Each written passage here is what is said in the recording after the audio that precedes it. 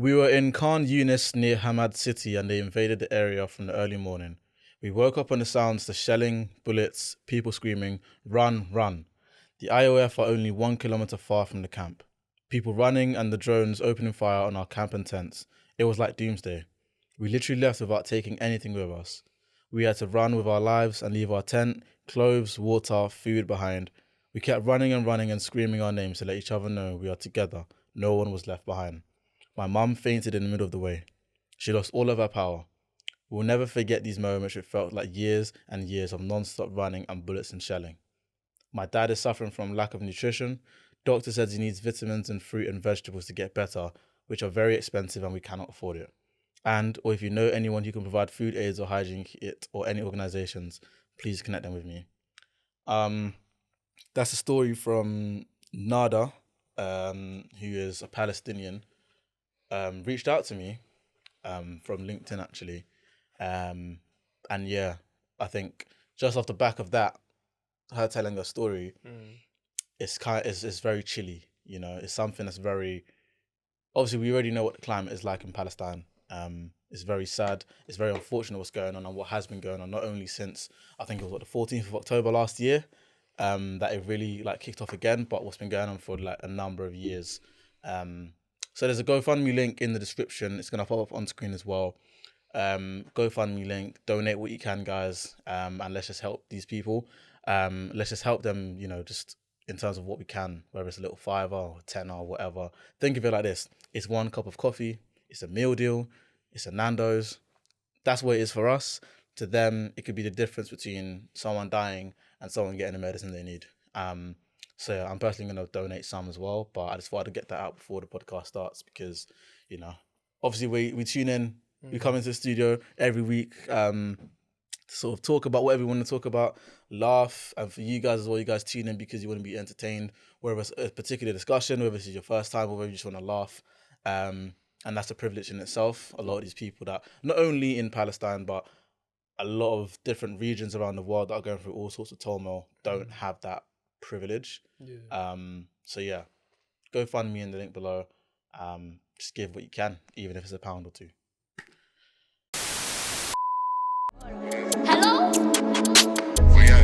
Where we at? Oh, you wanna know where I'm at? We outside!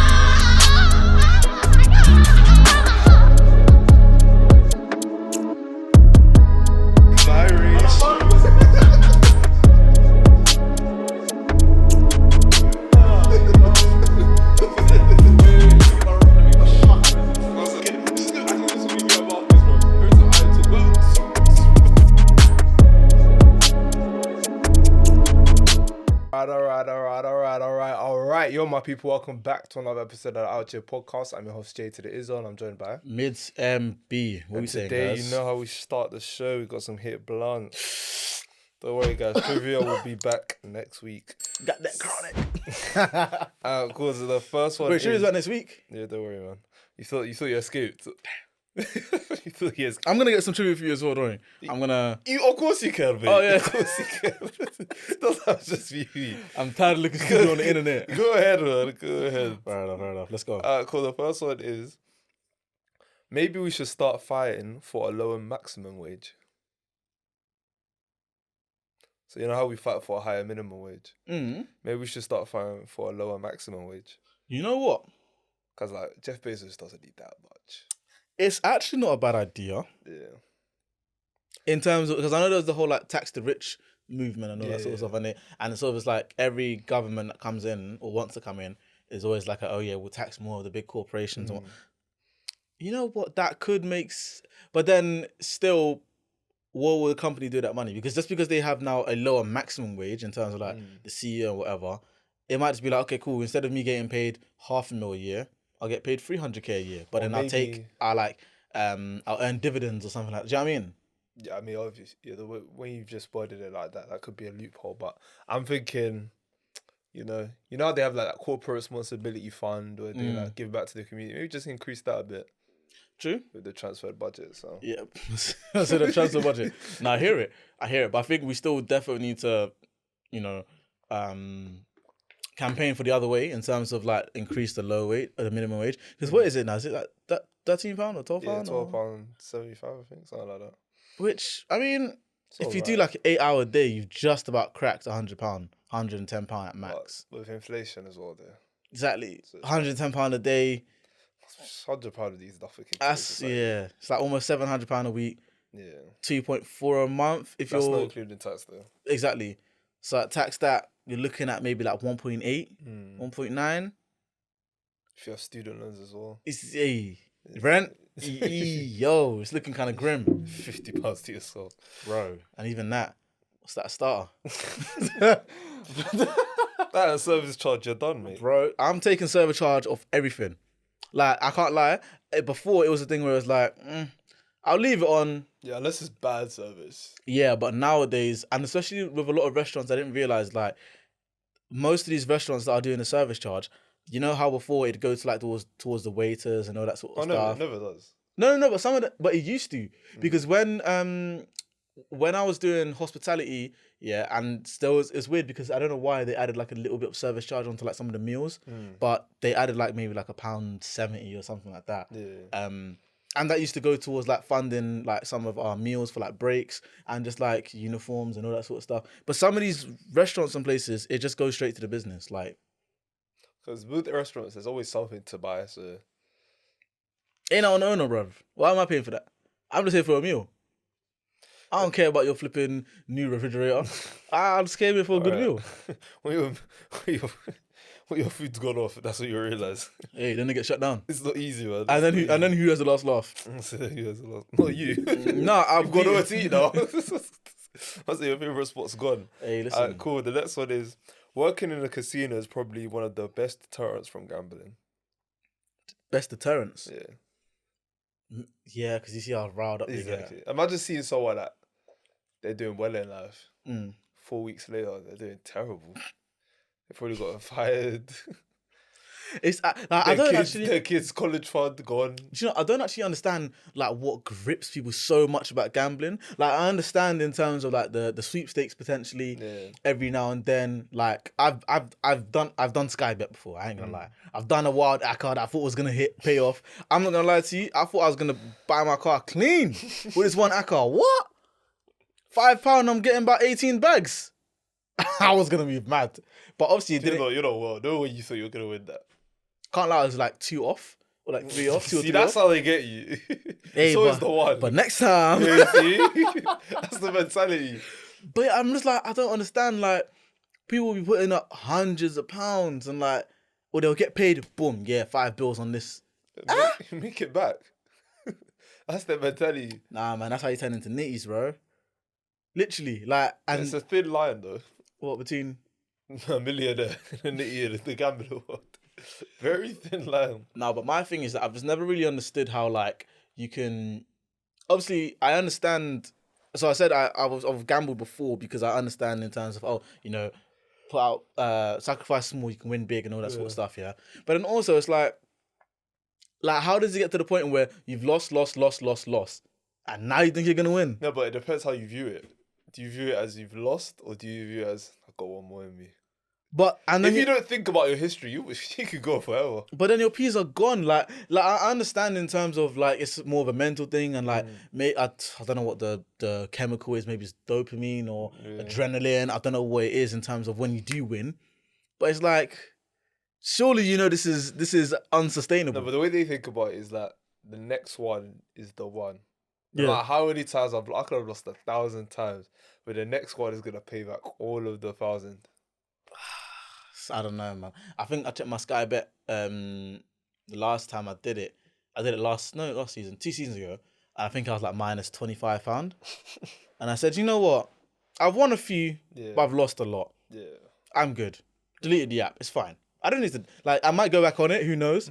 But there's sunk cost as well. Some people feel like, I've already put 100 bags in. Might as well go 100 more. that's crazy, though. That's crazy. No, but think about it. If you've got like nothing to lose, you've already put the house, the car.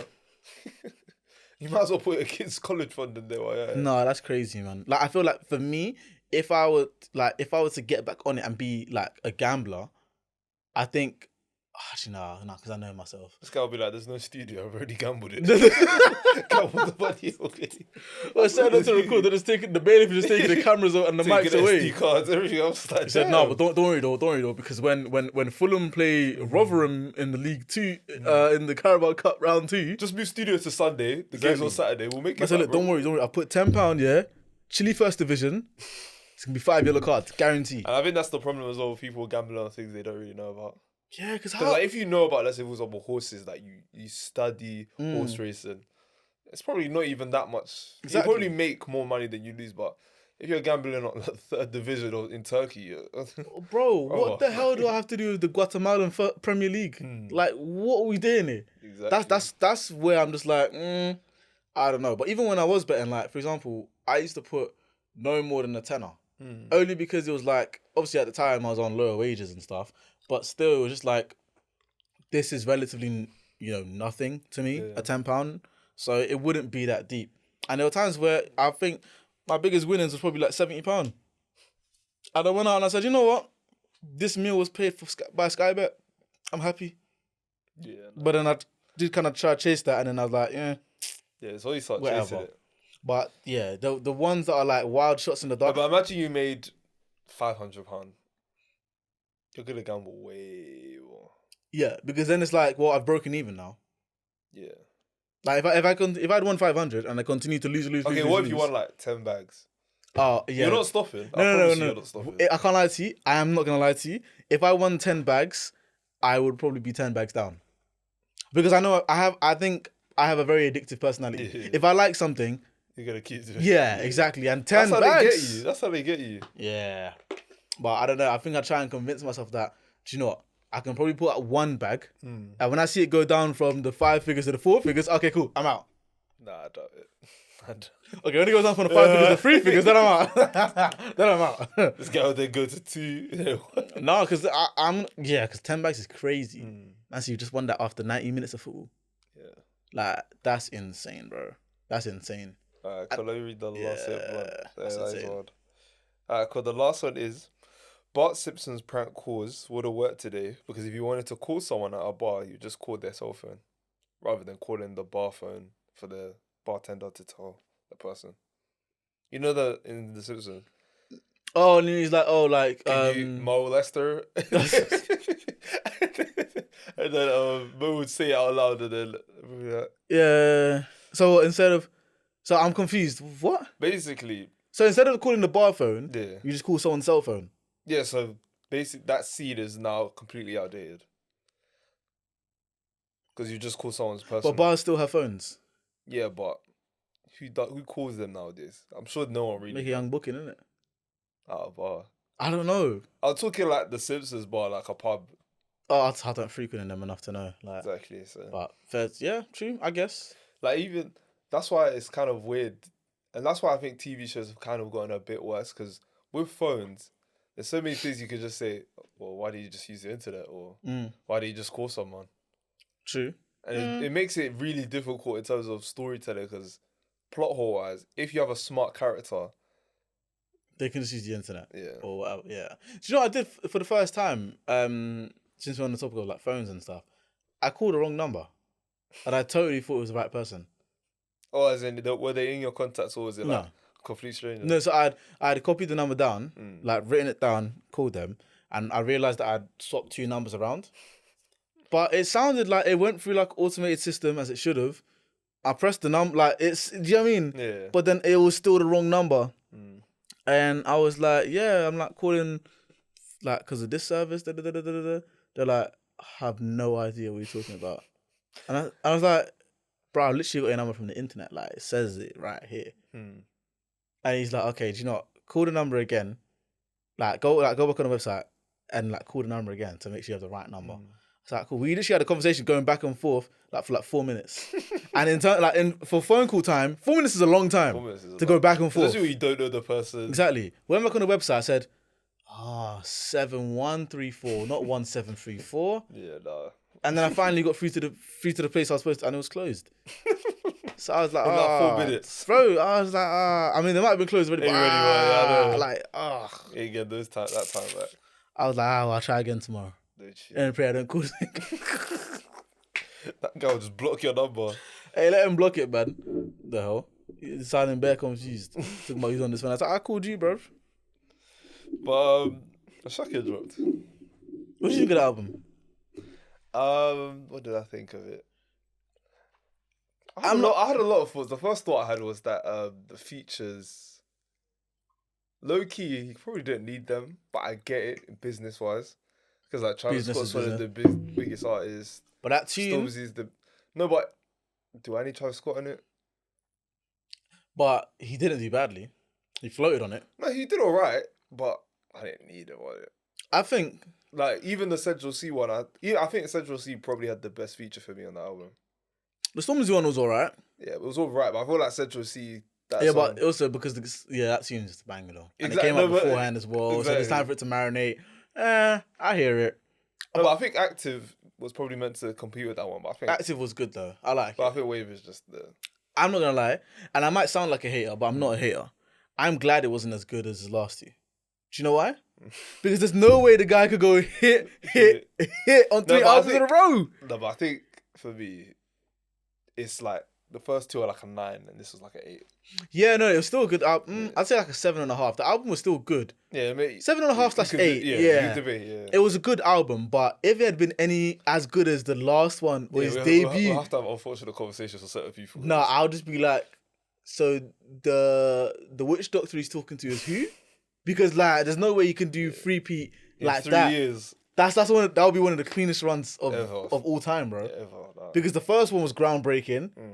Second one was just like, Second one, I didn't think it was gonna be like. Do you know how hard it is to deliver? Because like, there was 9 songs on the first one that were hits, bro. and then the second one probably has his best songs. Like I think the first album, there's only one tune I didn't like on there, and it was the last one, Sumo Me. I didn't really like that one too tough. But on Work of Art, damn near every song is a hit. Yeah, I don't know how. I honestly don't know how. yeah. And then he this did well one, with this one. I can't lie, this one it was going too well, and then there were a couple of filler tunes that said, phew, Yeah, thank God. Like, not in a hating type of way, but just like, if he had done that, 3 out of 3 albums, all hits, no skips, yeah. He's going to sneak into that top 5 very, very, top 5 what? as in like top 5 Afrobeat artists.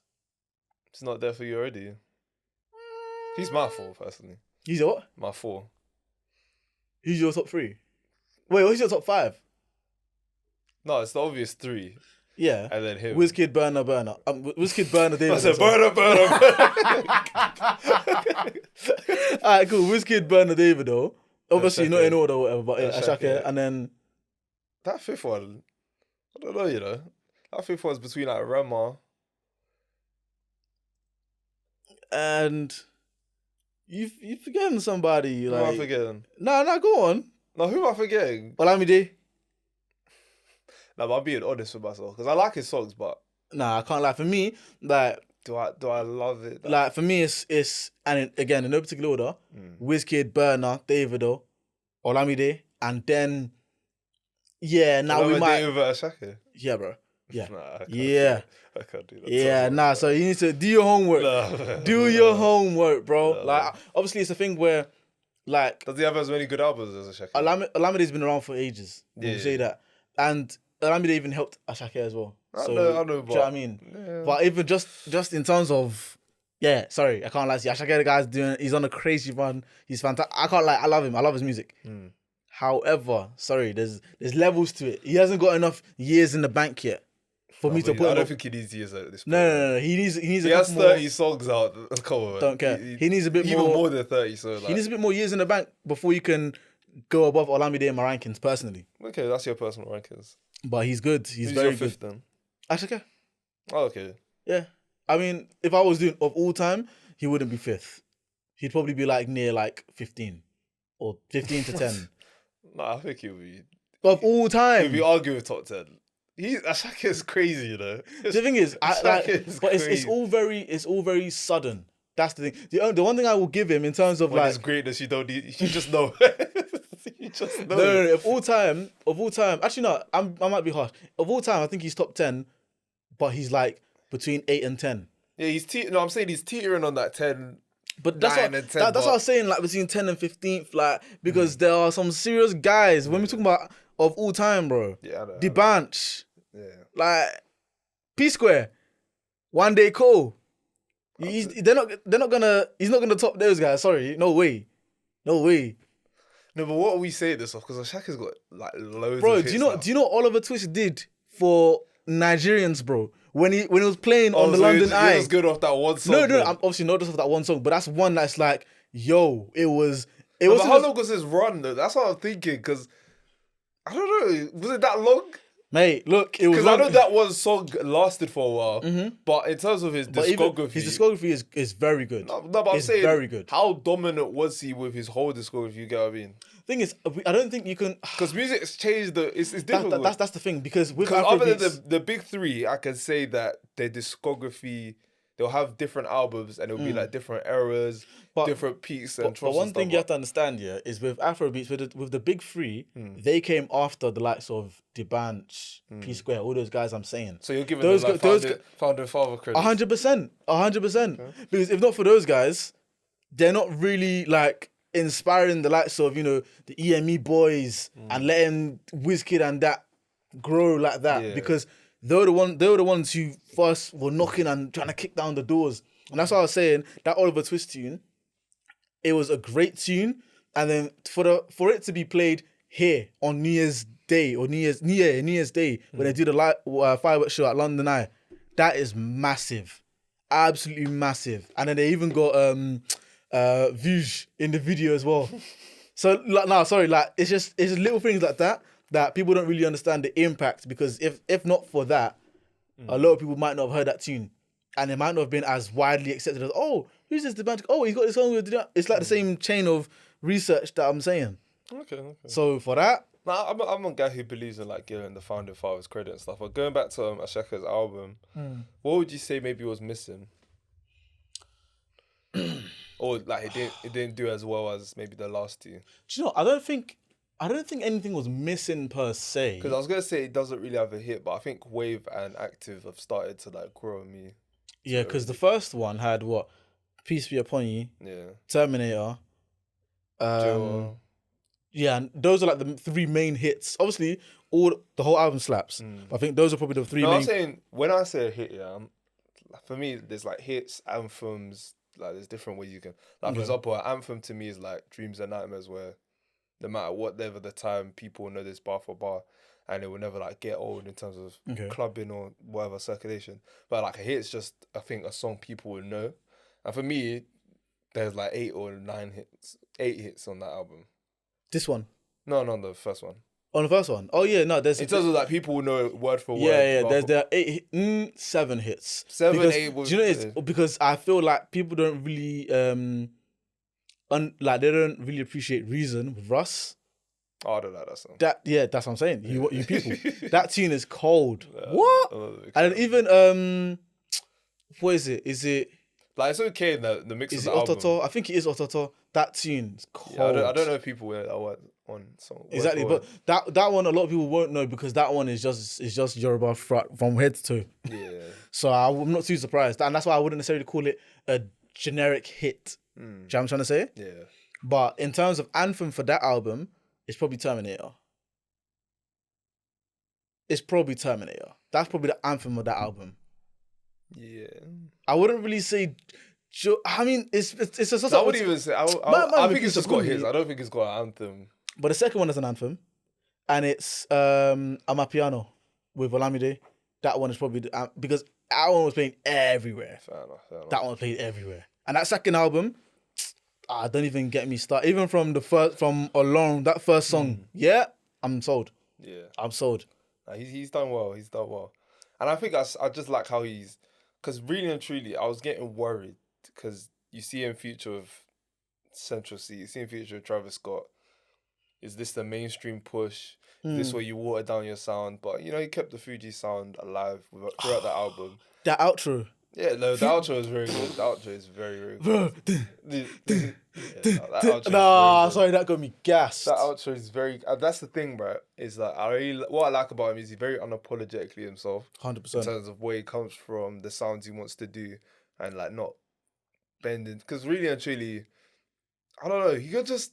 He could very much dilute his sound and try and go 100%. And mainstream. there was even a tweet. Someone was like, "Oh, what can you like sing more in English? Because not all of us understand Yoruba." He said, but I feel more comfortable singing in Yoruba. Yeah. So look, I'm a Yoruba guy. So Yeah. that's what I was singing. And I'm so happy because again, I think we've seen it even with Burna Boy to an extent. If you look at his first album, well, I want to say the first album that people were really awake to outside, where he had Ye, PH City, all that sort of stuff. He was, singing in a lot of Yoruba. African Giant as well, which obviously propelled him to different heights.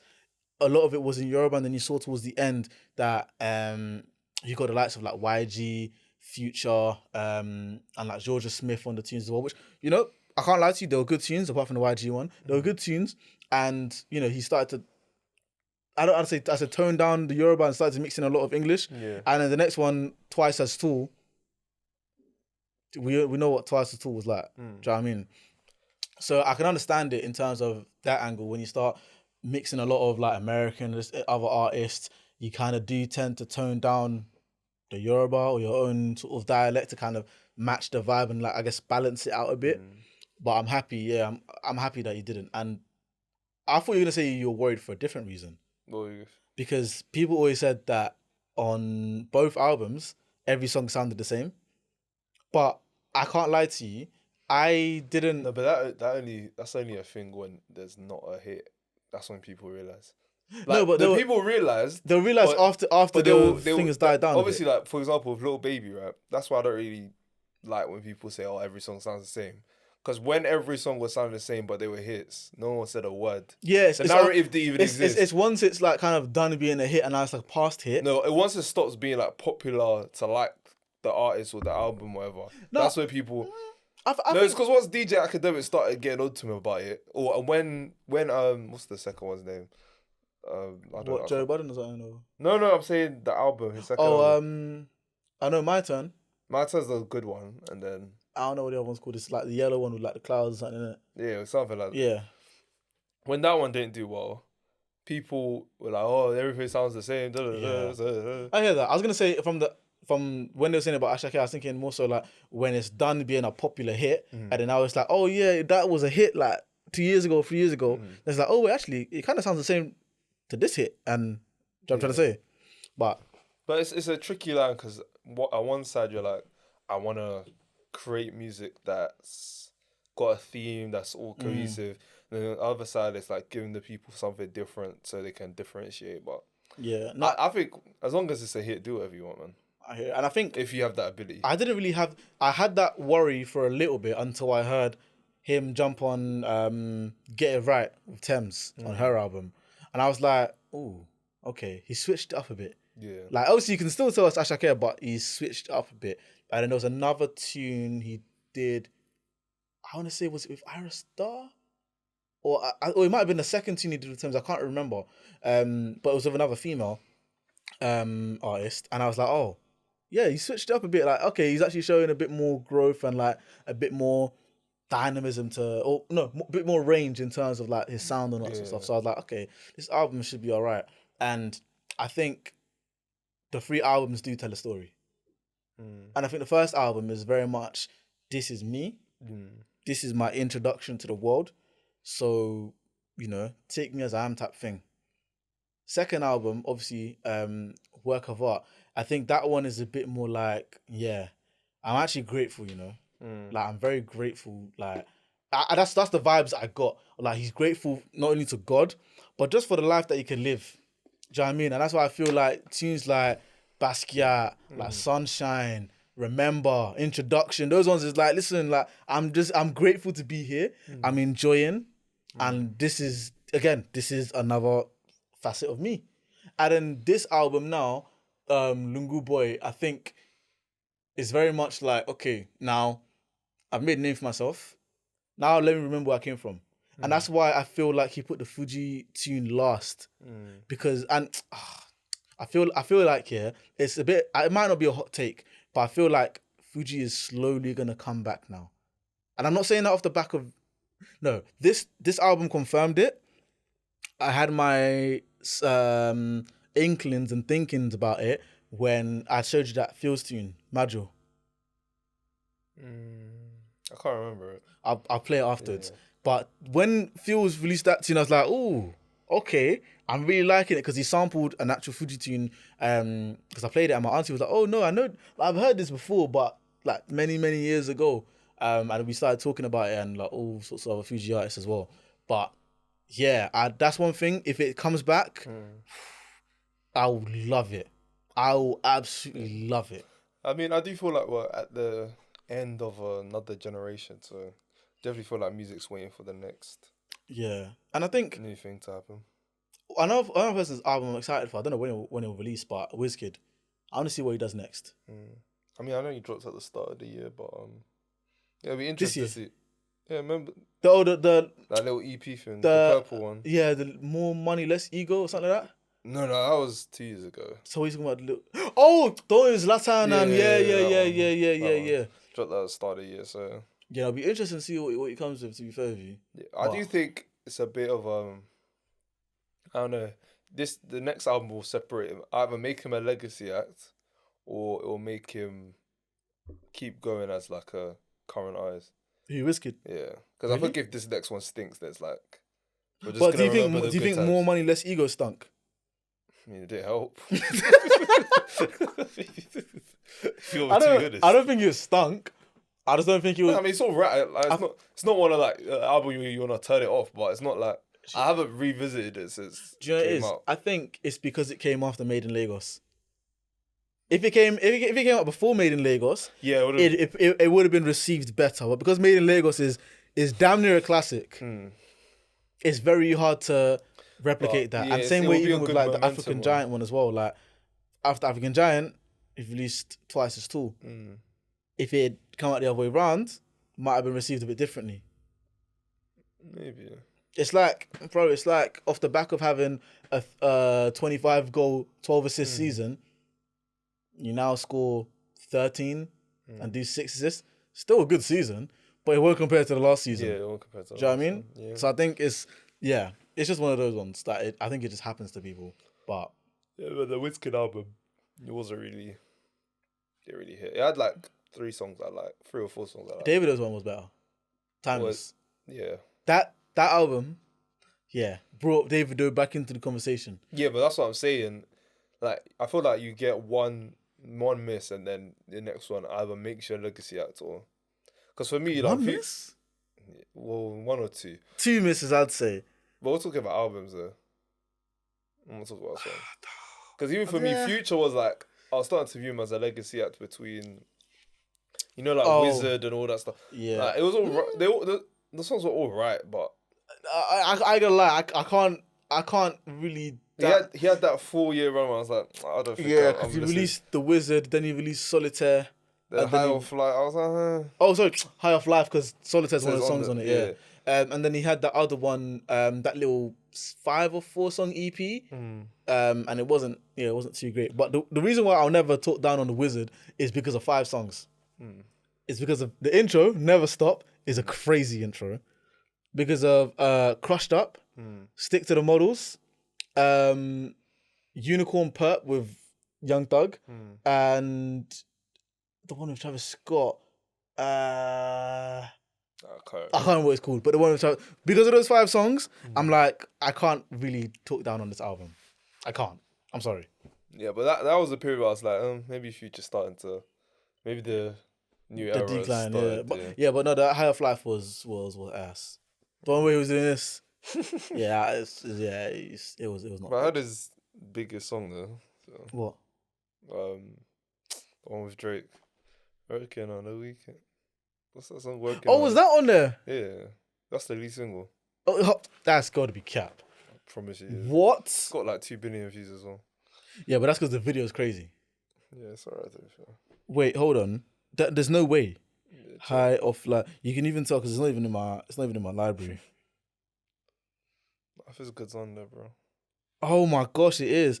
Oh, yeah, this was not a good album. Yeah, other than that and Too Comfortable. Please don't get too cut. But even that, like... Wait, is that on there? Yeah. And Trillionaire with Young Boy. Oh. Be a trillionaire. Yeah. was alright. It was alright. Yeah, sorry, Solitaire's. Yeah, that's the one on that one. But the tune I was talking about with Travis Scott from that album was First Off. Yeah, but yeah, I don't know, man. I think music's at a point where, for me, I'd very much listen to either Afrobeats or R&B. Like a lot of the rapping stuff isn't really. Yeah, for you. It's not really hitting at all. Even did you see Central C's freestyle the other day? Yeah, it was not good. Yeah, we need to have a conversation about Central C. Okay. And Do you want to have it now or another day? we can have it now. We can have it now. Go ahead. Because first of all, what is he? Guyanese and something else. He's Guyanese and what? I don't know. Chinese or something. I don't know. I'm glad you said Chinese because it looked little hint. But one thing I was like, so I was having That Chinese thing was a joke. He's from somewhere with light skin. That was a joke. Because you know people take things too seriously. That was a joke. Because I was talking with one of my friends, yeah, and she was like, she really doesn't like Central C, and I was like, why? And she was like, because he takes advantage of like the black aesthetic and the fact that he's not completely white passing. So it creates that sort of ambiguity in terms of his identity, and that allows him to, I don't know, like go out with do-rags and put Bantu knots in his hair. The Bantu knots was crazy. That was insane, bro. Like what we doing? That was insane. We know you have like 1C like hair, bro. David Beckham looked better in K-Rose than he did. That was insane. And he even was more culturally. And even that, it was like that was still wild. even that was like, it's David Beckham though, isn't it? Like he's a fashion type of guy, so whatever, it can slide. The Bantu was like you do too much. But yeah, she was saying from that angle, like yeah, anything Central C does, it's just kind of like, but is that really you? I mean, that's you having that criticism of him in terms of the trapping thing. Yeah. But I don't know. It's weird, right? Because this is a result of someone, but I'm not gonna say the name. But no, you can say the name. This is a result of Drake, though. I'm glad you said that. I'm glad you said that because I was gonna bring that up later. But go ahead. Exact result. Like when I was watching a video on FD Signify had like a 3-hour video breaking down the Drake and Kendrick beef. Okay. Sorry, rap aficionado. It wasn't me. It wasn't me who made the video. I just watched it. No, because sometimes, you need to like really go back and remember what things were like before. Mm-hmm.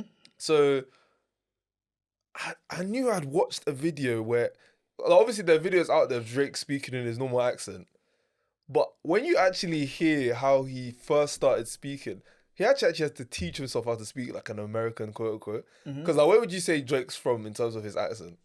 He's from Canada, obviously. He's from Canada, but I'd say it's a bit more south. Yeah, so he has like this like vague South accent with this vague New York style as well in it. Mm-hmm.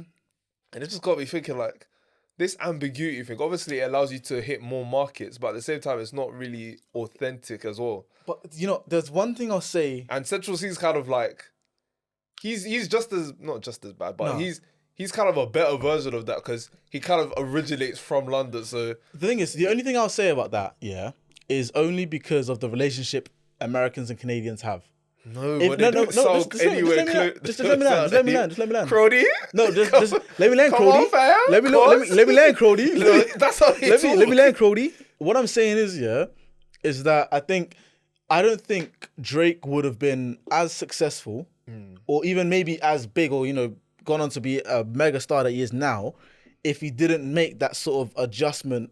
So for the general American market, when he was being signed to, when he joined Young Money, I'm not sure if they would have accepted him as him being his complete Canadian self. Do you get what I'm trying to go with that? I get what you're saying. Because nowadays, I think it's cool. Like you can still break out into the American market if you're obviously now if you're English as well. Yeah. But if you're Canadian, it can kind of run. But I feel like back then, I'm not sure if they were ready for that. But again, this is the question, and this is why like I've really grown to respect the grind, man, and I've like Wiley's. Thank you. Wiley's damn near like a. We got him. That's what we got him. Like I've always liked grime. I'm just not a grime fan. Like if you were to do grime trivia with me, I'm gonna not do well in it. But I do respect the art form. But what I was gonna say is that creating a sound where people are dissing you Mm. and then making it to a point where no, you guys have to take us seriously. Like we're the new in thing. You've got to respect that. Like at the end of the day, Drake chose the. Let me just do what everyone else. Let me just take the Lil Wayne, Jay-Z style, make my own thing out of it. And then when it came to an album like Views, for example, what song would you say sounds like a Canadian song? None of them really. If you're being honest. No, I'm just trying to cycle through some of the songs in my head. Maybe Hype. Only reason I said Hype is because there's a couple words, couple lyrics in there where he doesn't sound fully American. There'll be one or two, but if Kanye made that song, I'll say it's fully like. Certain songs, first. Like that's the thing, and I think even going back to Central C, which was the original point of this conversation, it does feel like 5 years from now he's gonna start saying, "Yeah, I don't really like rap," you know. Like, you know what Post Malone did to us? I used to think he was Latino or at least light skinned. That's what's gonna happen. I don't really like rap. Oh my! It's alright. Man said he can machine gun Kelly himself. That's what these guys. That's why we need to. Obviously, gatekeepers are pretty much non-existent anymore. Not because they don't want to be there, but because the internet, you can choose your own champion. Yeah. But you gotta be careful because that's what these men will say. They'll be trying really hard. They'll be wearing a tracksuit to every fashion show. And then one day you just see him in suits. You see, and he'll stop making rap. He'll be like, yeah. And he'll let his normal hair out. Yeah. That little wavy hair. Rap is degenerate. He'll be wearing like long hair. Like he'll be doing things like looking like Timothy Chalamet with a Exactly. little flowing hair. And then he'll start getting big. He'll never rap or draw again. Like these are the things you just need to be careful with. And he definitely gives off like he's forcing it. Yeah, and to be fair, these were my points that I was making like a year and a half ago. No, but you were more so. I get what you. And I was saying that it doesn't sound like it's that authentic.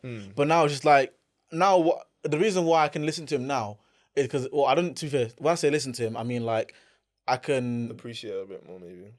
Yeah, or just like tolerate it. Like he's not really in my library like that. Yeah, like I don't really have like songs. He's one of those people where it's like he's never anyone's favorite, but everyone listens to him. You know what I mean? Yeah, like everyone has that one or two songs that they'll play because like he's either featuring something or he's on another. Do you know what I'm saying? So that's how I listen to him. And now it's become a bit more bearable because like okay, that's him now. Yeah, do you he just raps about being. Whereas a year and a half ago he was still very much new. Yeah. So for me it was like I don't really know who you are type thing. Like. Is this really you or is this a gimmick? Because that's why you have to respect someone like Eminem as well. Because he sucks himself. Yeah, he's very much a white man. Yeah, and he's let us know. Yeah, multiple times. Multiple times. He's a white man. So. And that's why I feel like sometimes even with black culture, like I think we do have to do a bit more gatekeeping. Yeah, 100%. Like, and that's not me saying that like you guys can't enjoy the same things that we enjoy. No, you can purchase it. Like, you can purchase the music. You can purchase the music. You can enjoy the food. You can enjoy the podcast. Do whatever you want. Exactly. But I'm just saying, with certain people, they take it a step too far, where it's like, cool. Yes, I enjoy this, and this is great, and I can appreciate, another racist culture or another demographics culture. But then other people take it a step too far, where it's like, okay, I am now part of this culture. And now I'm going to start dictating things. Exactly. And then now start benefiting off of what we're doing and all the groundwork that not even us, but foundation makers have done. And then now it seems like they're the ones that are championing this sound or this type of wave or this type of vibe. And another problem is like the fans as well. So, for example, let's say Central C, right? Let's say he inspires kids who kind of look like him, whatever.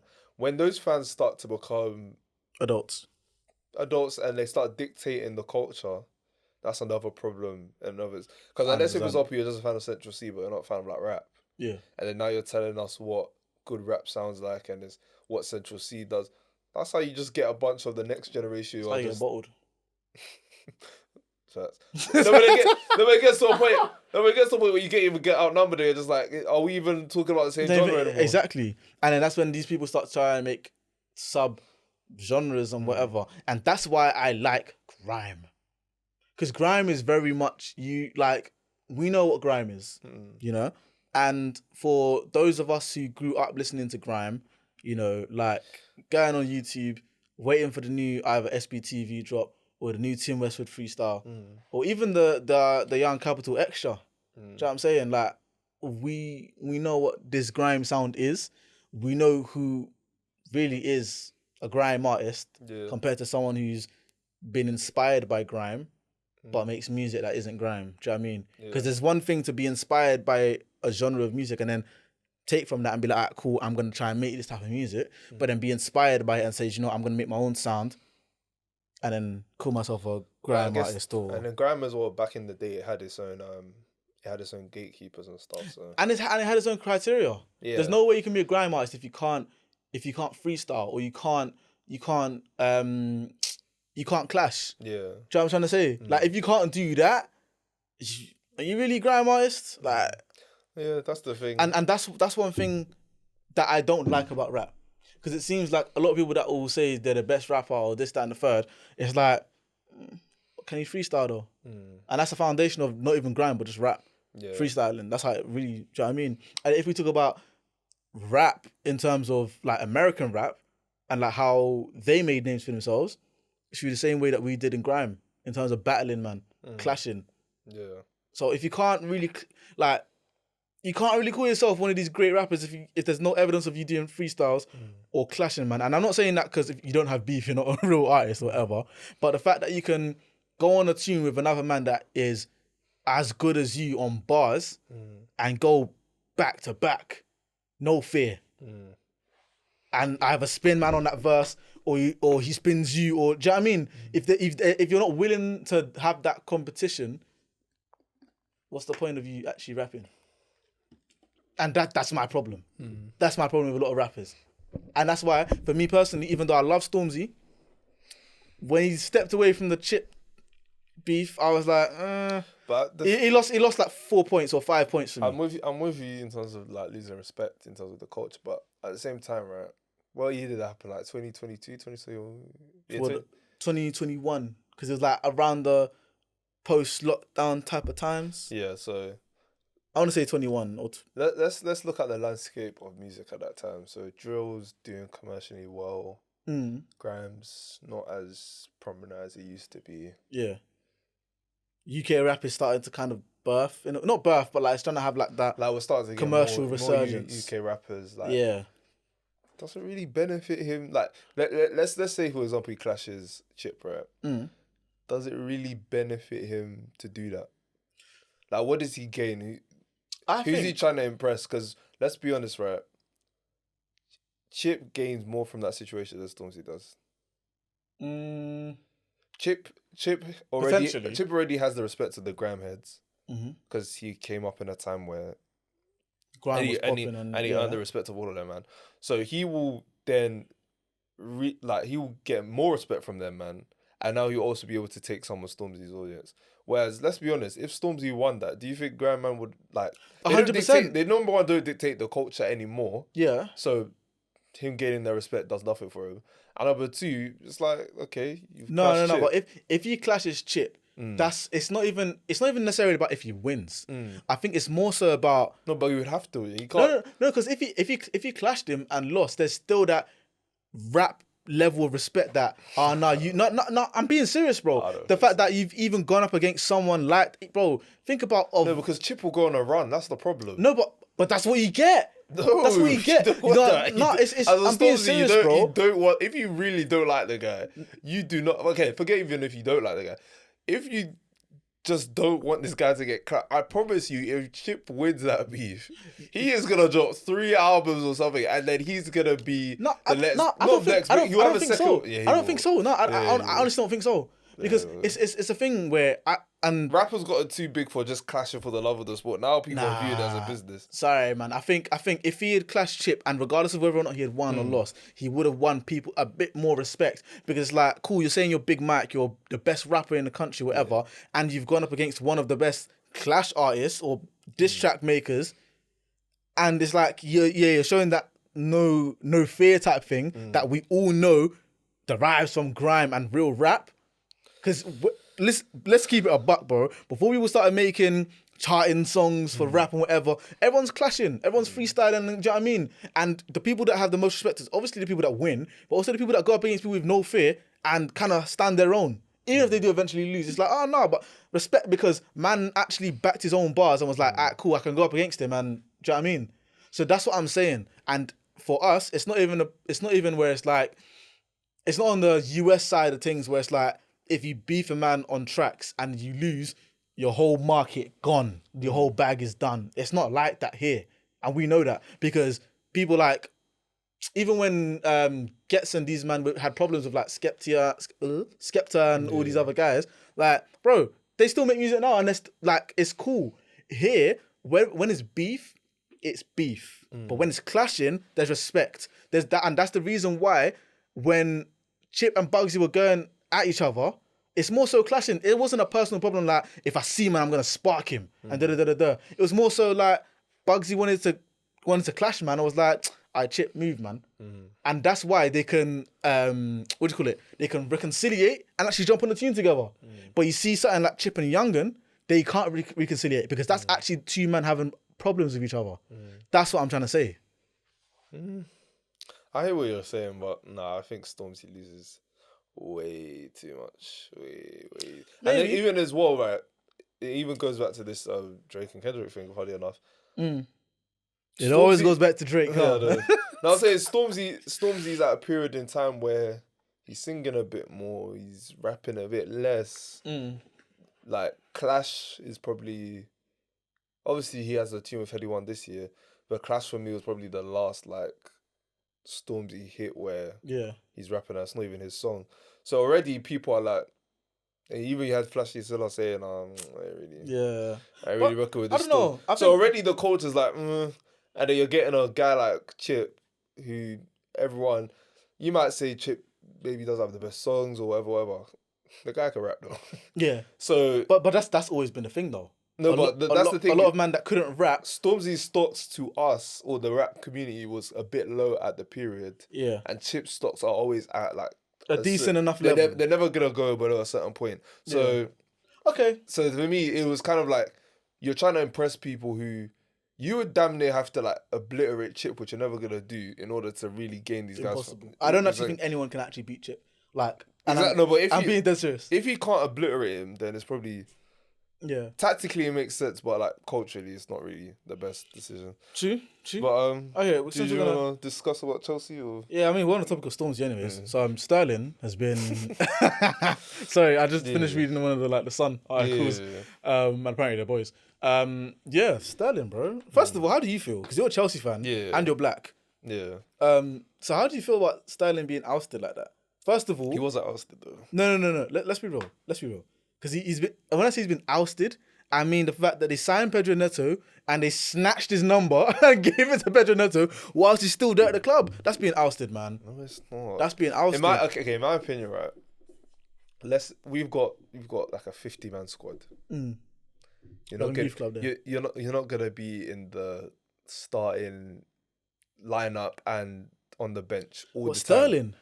Yeah, but he's not a world class. No, but the thing... He has no credit. If it was Palmer, I hear it. Palmer's not world class. No, but I'm saying what he's done for Chelsea. Forget world... I just said world class. World class means you're certified first name on the team sheet. But you have no credit in the bank. Enzo Maresca wants to try different things. He has every right to. Yeah. You're not bigger than the club. So if you say... for example, I'm done with Chelsea. The fans aren't gonna uproar me, but okay, get rid of him then. Yeah, but I think so. I think it's the way in which it's been done. No, but he came out before the game and said, "I'm really disappointed. I'm not in the." But he had speak to the guy first. He put him in a bad situation. And he probably did. And he made his decision. Is either you got to live with it or leave. But what I'm saying is, I don't think, and the reason why I'm saying ousted is because not off the back of him not being included in the matchday squad and whatever. That's that. And even the statement, I think it's poor timing. He shouldn't have done it before the game. I feel like if it was after the game, maybe the timing's okay. Because before, as soon as the lineup, you did it 10 minutes before the lineup was dropped. I thought you did it after the lineup got dropped. No, you did it 10 minutes before the lineup. Do you know what that is? But to be fair, you find out the day before if you're going to be in the starting 11 or not. That's my thing, right? Or the night before, usually. If he's found out the night before, I don't think you should release a statement, number one. But you found out the night before, cool. It's either you move on, you try and press and trade in the next session, or you say you want to leave. But doing this whole, your victim thing. But also, I feel like it is a bit disrespectful, though, because let's be real, Sterling is one of England's greatest wingers we've seen. Let's be real here. I'm not saying in terms of talent, in terms of like he's Ronaldo or whatever, but he's one of England's best ever right wingers. If we do an all-time Premier League 11, of English right wingers. Okay, I thought. Sorry. All-time Premier League 11 of English players. Yeah. Sterling most likely gets in on the right wing spot. There's no one else that really takes it. Maybe Beckham, but even then, would you playing right wing? Would you playing? Do you know what I mean? Nah, you're playing right wing. Yeah, but okay, then Sterling might even go on the left. Yeah. Do you know what I'm trying to say? Either way, he's one of England's best forwards. Like, let's remember who Sterling is first and foremost. But that's the thing. His CV is great, but then to disrespect what he's done. It's not disrespect. It's disrespectful. It's work. Like, nah, I think it's disrespectful because I think at the end of the day, what has he still done needs to have at Chelsea to deserve this? He still needs to have, respect? I think, that basic level of respect for the amount of experience that this player has and what he can bring to the team. Yes, I can understand that his performances might not be, 8 out of 10 every week. Yeah. Because there are some games where Sterling does play well, and there are some games where Sterling doesn't play well. But I feel like that's been him. Even when he was at City in the form of his life, there were still inconsistencies. But he's still a great player. What if you realise, okay, let's be honest, what's Sterling's best attributes? Probably he's always in the right position. Positioning and dribbling. His persistence and his dribbling, right? Yeah. So let's say, for example, you don't really need his dribbling right now, and Pedro Neto could probably do the same thing. Mm-hmm. And Pedro Neto is probably faster than him today, and he fits in your system better. And you've got another guy like Mudryk, let's say, for example, who fits in your system as well better. Why is he in my squad? I think what it is and we have it's the way in which it's been done. I think he's taking it. If we had like a very thin squad, I'd understand. Like if we were like Manchester United when the whole Jadon Sancho and Eric Ten Hag thing happened, and we had someone like Anthony, I'd understand. But we've got Pedro Neto, we've got Nkunku, we've just bought João Felix. Obviously, he wasn't in the squad for the City game, but we've got all these players you can play off the left. Like bro, like even Jackson could play off. Yeah. Like bro, you're not. Sometimes you're gonna have to sit this one. Maybe you could have played today. Maybe you could have played on the Thursday or whatever. You could have, yeah. So doing all this statement stuff is like, I don't know. I feel like for me, the only reason I have a problem with it is because, bro, you've literally snatched his number and left him numberless. First of all, for a player who hasn't really done anything wrong. Yes, I can understand that the statement was distasteful, and the timing was poor. But like he hasn't done a Romelu Lukaku and come out and criticise the club or anything like that. He hasn't done a Ronaldo where he's gone on Piers Morgan and said, yo, this club, mess. Yeah. He hasn't done anything of that type of thing. I get what you're saying in terms of his perspective, but from Enzo Maresca's perspective, let me not say the club's perspective, from Enzo, because I think the club and Enzo Maresca are two separate entities. 100%. Because to me, Enzo Maresca wants a small squad. Yeah, he wants a small squad and he didn't do you wrong, really. Like, they didn't think he fit the squad this week. He was the one who bought Pedro Neto. He was the one who spent 100 mil on Mudryk. So why is he now getting because that's what Sterling did. He didn't really call out the club. He more so called out Enzo Maresca for not picking him. So if I'm Enzo Maresca, I'm like, I mean, I wasn't really feeling you this week, but now it's like, I'm going to stand. No, because he has options. Like, you have to be honest. Like, he has options. And the thing is, Chelsea don't actually have to sell Sterling. Obviously, Sterling can stay for I think he's got like 3 years left on his contract. So he can stay for an extra 3 years and just earn his money. But now it's like, okay, you're never going to get into the England team again now that you've done this. Yeah. Unless you get loaned out. And that's Chelsea's choice if they want to loan you out. So you really just messed. Yeah, but I don't know. I feel like it's, I don't know. Like I said, I think it's just the way in which it's been done. Taking someone's number away. Like, bro, I'm not going to lie to you. As a former player, if I can cling on to that from my academy days and whatnot, if my first team number had been snatched and given away to someone else, and I'm now numberless, that is extremely disrespectful. Call bro. out Todd Boehly. That's what I'm gonna say. No, but even Todd, he's not even the sporting director anymore.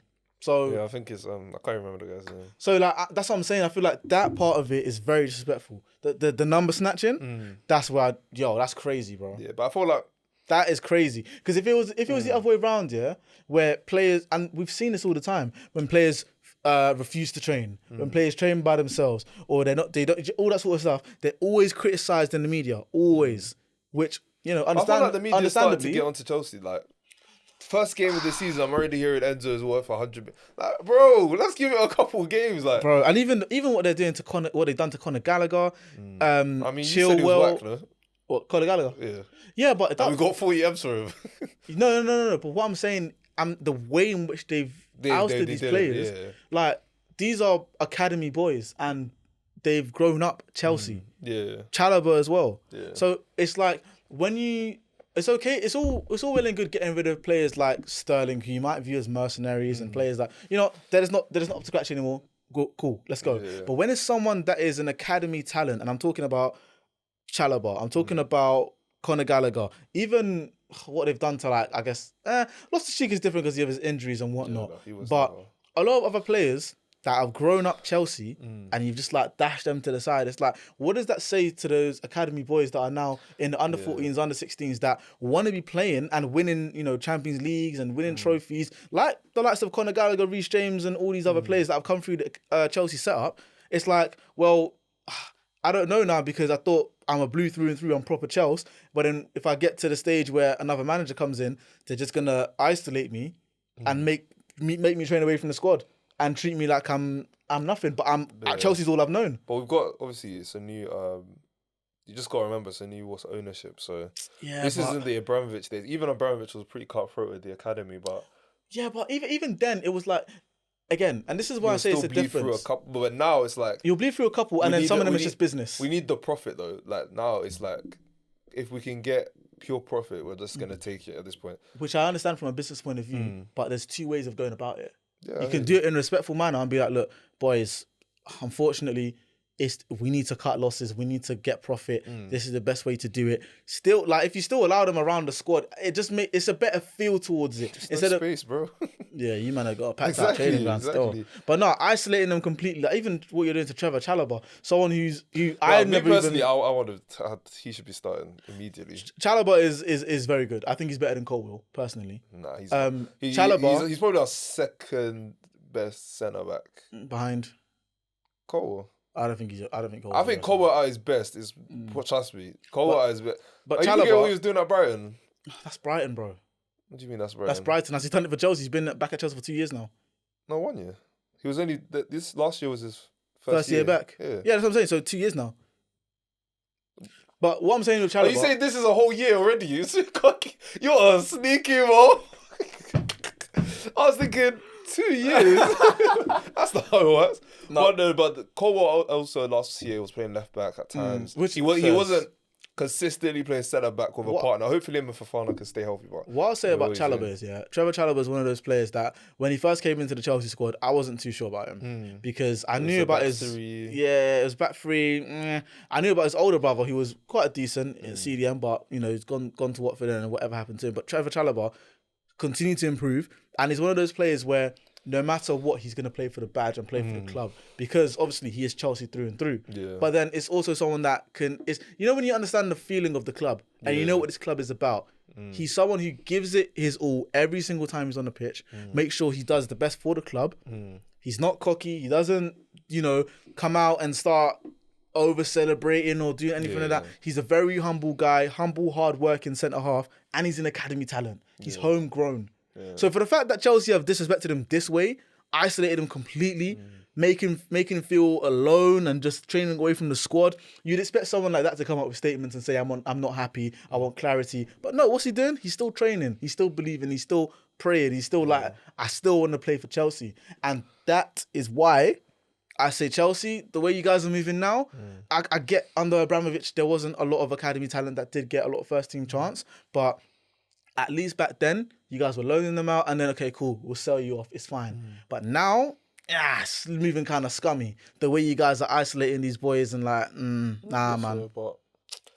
Academy football and homegrown talent is one thing from football that like you can't respect like that. Do you know what I mean? You can't really take advantage of these guys. These guys that have committed 10 plus years to the club before they've even made their professional debut. Like, come on now. Well, I think now we're entering an era where you just gotta accept that if you're going to the Chelsea Academy, you're probably not gonna start, but you're just gonna have to ride off the coattails that you're at Chelsea's Academy. So, but even I don't know, man. But it's not really a path because at this point we've still got that Esteban kids. Hopefully, I'm hoping he's world class. No, he's good though. I've seen the highlights. tapes, he's good. I just need him to, as soon as he lands, just be crazy because I need something to believe it, man. Bro, It's getting dark. It's getting dark, man. Real dark blue over there, isn't it? Literally. But I think we'll be all right this season. Where do you think you're gonna finish? 5th, probably. 5th? Yeah. Ooh. I think Villa, obviously Arsenal, City. I think Villa will finish 4th, maybe. I see Villa finishing 5th. Actually, I see Villa finishing 3rd. Really? I think United are actually good, you know. I think United are actually good this year. We'll see. I think because what they're doing is nothing different. It's nothing different. It's nothing different, but their defense does look better. But it's nothing different. No, but I think their defense... Because their defense looked better when they got Casemiro and Varane. And Martinez. Yeah, I get what you're saying in terms of injuries, but now they have more depth. In injuries. No, I'm saying they have De Ligt now. Mm-hmm. And to be fair, like, who knows, Mazraoui as well. But Maguire still looks all right. Like, he look against the smaller teams, Maguire's an all right. I don't know. Like, I'm still on the fence. Like, I don't think they're gonna have anything too different to what they achieved last year. I think if everyone's bad around them, or if everyone's shaky around them, I still think they can maybe nick. Where they finished last year, 8th. Yeah, I feel like we finished 6th, and it was like a less than 3 points in between. Yeah, so I think they'll finish in around that 5th to 8th spot. Even 5th is very generous. But I don't know who, because I don't think Spurs are better than them. Of course not. So that's my thing. Is like, I think Aston Villa are better than them. I think but obviously who's the 4th team that's definitely. We know 3 teams that are definitely better than Arsenal, City, and Liverpool. Villa are better than them. Is Liverpool definitely better than them? Liverpool's better than. I mean, we'll have to see because of the system and the fact that all of those players that are there were there last year. So, and that's why I said when Arne Slot. Even obviously, time of recording, Arne Slot hasn't made a signing. And I feel like that's the perfect thing to do. Maybe one signing couldn't hurt, but I think the perfect thing to do for him to come into a club that has been such a culture for the last 9 years, the fact that he can actually come in and be like, you know what, we might not need to make a signing. Let me actually get to know these players, get to understand the way they work and understand how they can work in my system. Then when January comes, we can reevaluate, maybe add 1 or 2 so that we can actually, it's not a thing where, cool, tradition out of the way with what Klopp's done for the last 9 years. I'm going to bring in 3, 4, 5, 6 players and then sell a couple, and then it becomes a bit disjointed in the camp. And when I say disjointed, I don't mean in terms of like morale and people getting along. I just mean in terms of the way people play. Yeah. So I think him coming into a squad that was there last year, all those players have grown together over the last year. Some of them new, like McAllister, Szoboszlai, Endo, all those types of players that are very new to the Klopp system and only there for a year. But then you have veterans such as Salah, Alisson, Van Dijk, Robertson, Trent, that are there for a lot of the Klopp years. So it's a lot of understanding in that camp. They all played together for the last season. They know. New manager, cool. Let's play this way. These players all already know each other and the way they all play. So it makes for the growing pains. It makes the growing pains less painful. Do you know what I'm trying to say? I get what you're saying and I agree, but they just need to lose like 3 games, and then the media's just gonna get. But the media always talk. Look what happened. What was it? 3 seasons ago when we lost the first 3 games and we were 19th, and they're saying, "Oh, Mikel Arteta, he's gonna be the first one to get sacked." Oh, Arteta, there's no plan, there's no vision, and then we ended up finishing 5th that year, and it was like, oh, by the end of the season, it was a completely different narrative. Yeah, that's my thing with Liverpool. I just want to see how they deal with adversity under the new manager, because you know when the media's like onto you, like, oh, this would never happen under Klopp. They played with so much passion. Such a boring game. Salah didn't get a shot. Are we still doing that? Like, you know, those little stupid narratives. So yeah, no, I hear it. And to be fair, the first 3 games don't really mean anything. Yeah. It's after that people start realizing. It's after that first international break. Yeah. So September 14, I think, is international break. So after then, you start seeing the real. Yeah. I mean, it'll be interesting. It's an interesting season. Like that, subscribe to the channel and turn on notifications to be up to date with all of our releases. And tune into the whole episode now on Spotify and Apple.